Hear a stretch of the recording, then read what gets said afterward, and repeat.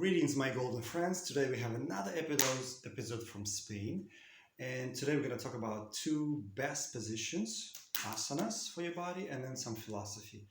I was not able to fit everything into one video in my Russian channel, so let's see if I can do it in one shot. This phone is old and it has a small amount of memory. So headstand is one of the best exercises, and I didn't show how to come out of this position properly. So of course it's not for everybody. You have to be in a really good shape, and the longer you do it, the better it is. I suggested to do some other things while you are in a headstand. You don't have to. You can just do headstand, but you hold your head, you come up, and you can use a wall as a prop, so it's easier for you. And as you are standing in this position, your face will get red. It's okay. But of course, monitor your body. If you feel dizzy, lightheaded, pain, you should come out. So I recommend to squeeze your jaw rhythmically every second. I'm not sure if it's going to show up on the video. This is how it looks like.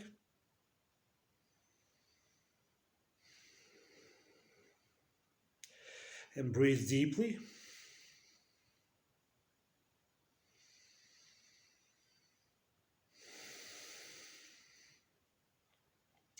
And then you can use your legs for some fun. You can do some kind of splits. You can move them into the different directions in the front. You can move your toes. You can move your feet clockwise or counterclockwise, different directions. And then shaking your legs. It's really good. So all the heavy metals that are accumulated in your legs will come out easier. So this position is really, really good. It's challenging in the beginning. You can do it for a few seconds, few minutes, and then slowly, gradually come up to the 24-minute mark. That's what they recommend in Upanishads. So when you come out of this position, when you're ready, you bring your feet down and then rest your head on your knuckles. So you will be very good resting position. So you basically just keep your forehead on the fists. You can do gentle sway in different directions. So your neck is decompressed after this. And then the other position, which is really, really good too, it's a wheel position. It opens up all your spine vertebrae, and for the ones who are advanced, I recommend to do it on the inhale and hold the breath, kumbhaka, breath retention. So I'm not sure how it's gonna look like on the camera, but use the mat. I'm doing it on the floor, but you can use the rubber mat so your bare feet and bare hands are not sliding. And bring your heels close to your body, right? And then bring your hands upside down, like in this manner, right? And then take a few deep breaths, and then on the inhale and breath retention, you start coming up. So this is how it looks like.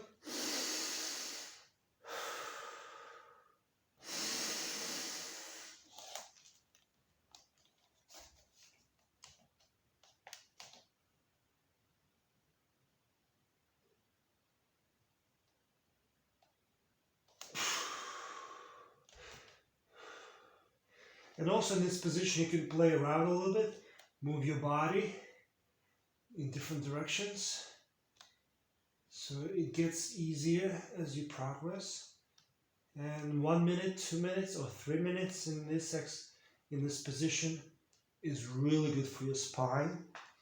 It's like a morning coffee exercise for yogis, and you feel much better and stronger. So. And then, of course, we're going to talk about Kichari Mudra, and I'm going to show how it looks like. You swallow your tongue, and it goes up, up, up.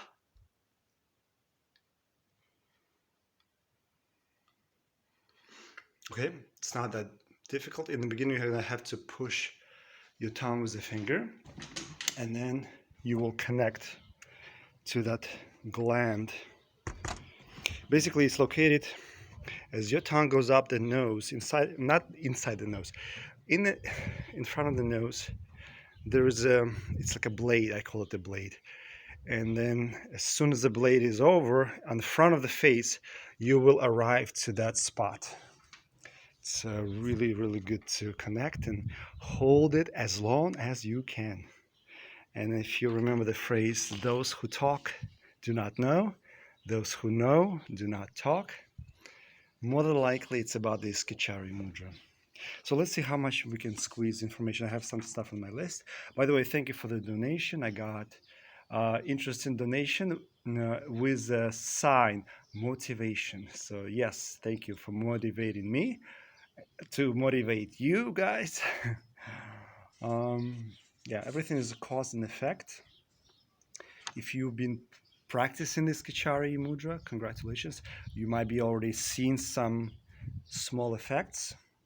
The seed is planted. You don't have a fruit yet, but you already see, okay, something's good is happening to me. So today I'm going to remind you of my previous videos, what the symptoms you might experience in the beginning. And some of them are not super pleasant, but it's all good. So saliva in the beginning, it's salty, unpleasant. You can spit it out.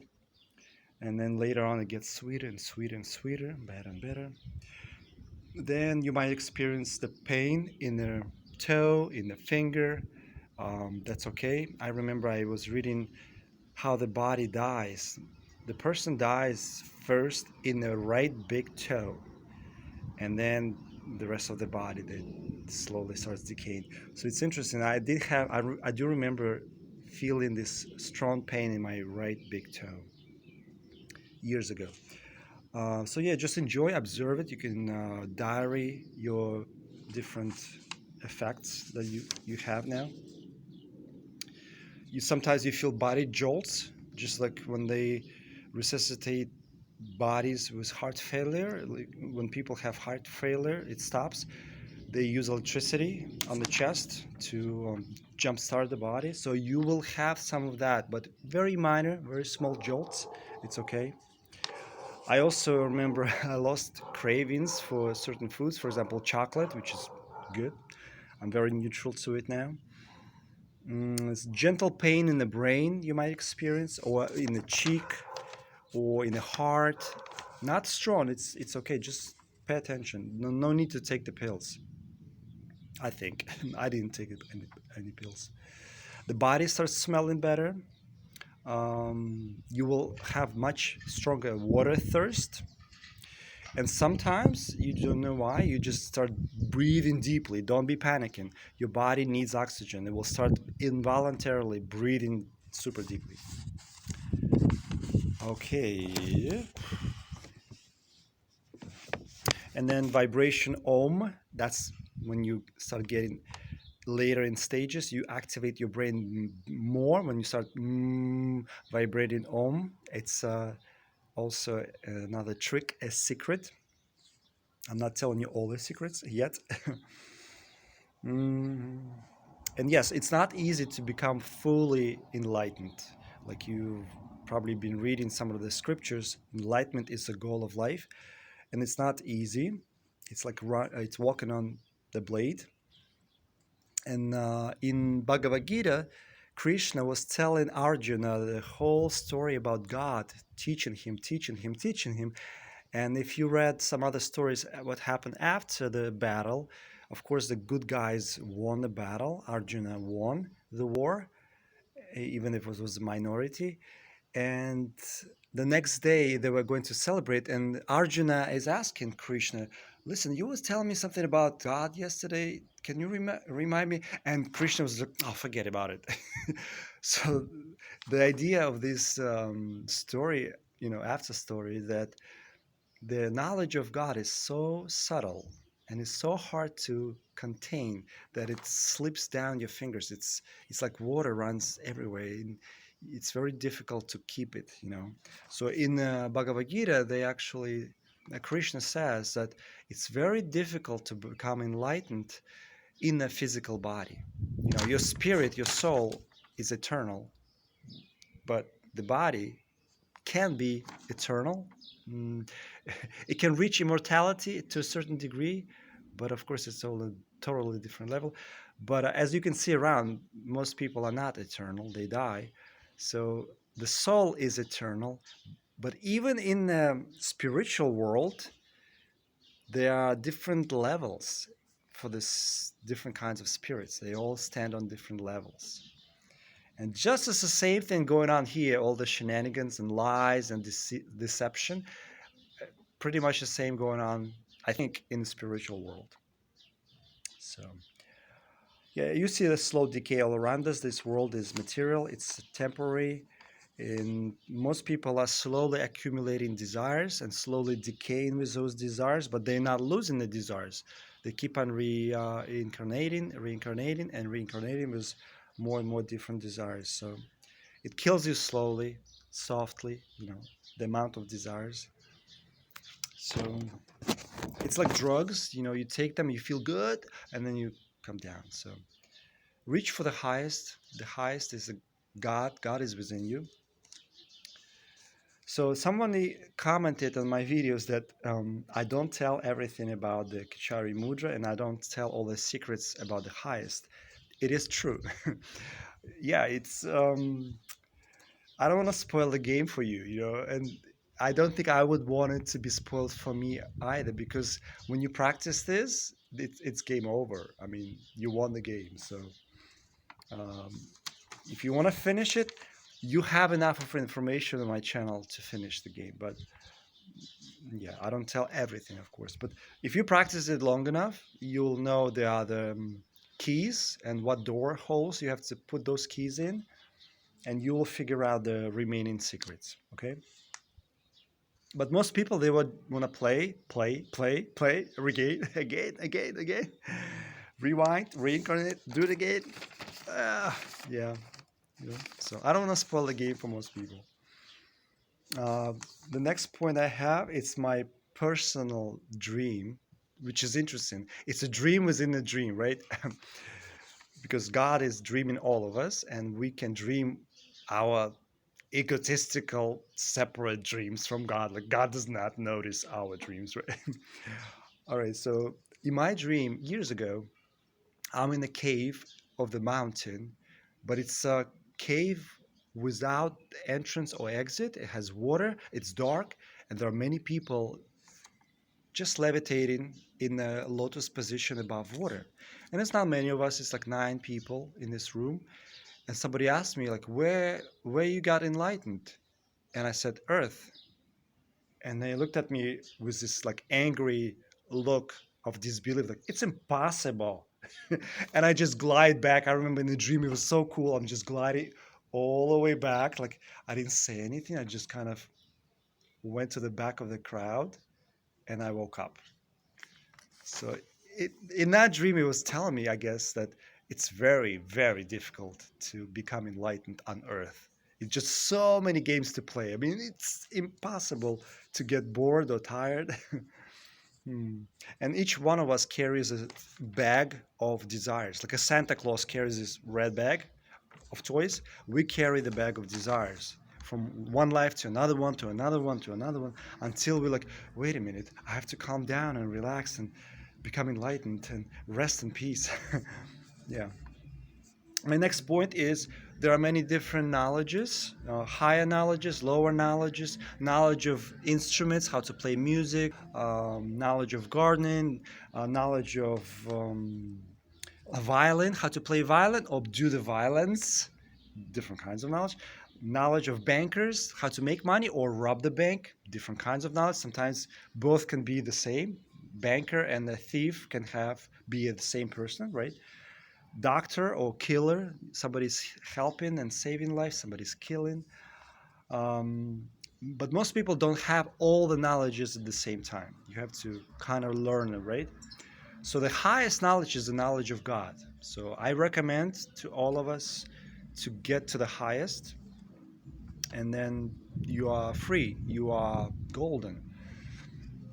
My next point, that yoga and religion, two words are the same. They mean the same. Yoga comes from word huge, which means unite. Religion comes from two words. Re, which means do again, repeat. Ligare. Ligare means unite. So unite again. So both of them mean union, connect. Connect to God within you. So you have to connect your heart and your brain together. Heart and the brain have to be connected together. But the power of Maya is so strong. Most people, even with practice of this Kichari Mudra, they will be still enjoying and playing and more and more and more. And it's not easy to connect to God within you because you're so disconnected and you want to continue being disconnected. And this is an analogy I have. So imagine you come to the store and this person is selling you the best iPhone, the newest iPhone, but it's off, it has no power, and it's telling you it's so great, this phone can do this, this, and that. And you're like, well, I want to see it. How? And he's like, well, we need electricity. I can't, we don't have electricity.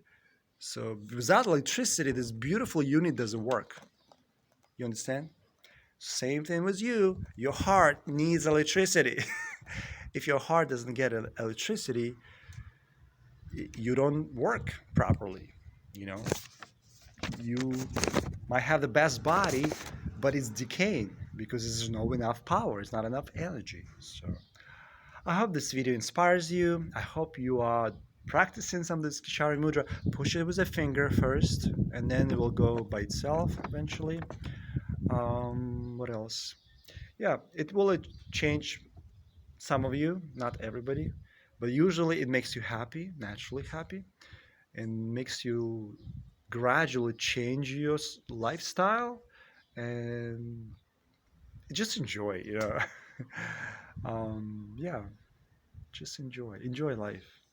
And yeah, thank you for watching. Thank you for all your donations. Thank you for your intelligent, smart comments, emails, for your support. Much love to all of you from Spain, Barcelona. And yeah, I was motivated to record this video. I hope this video was helpful. Stay strong, stay healthy. Remember that you are eternal already, so there's no need to panic. But you have to do something. To reach the highest, you have to do something. Okay? So good luck, enjoy, and much love to all of you. Bye.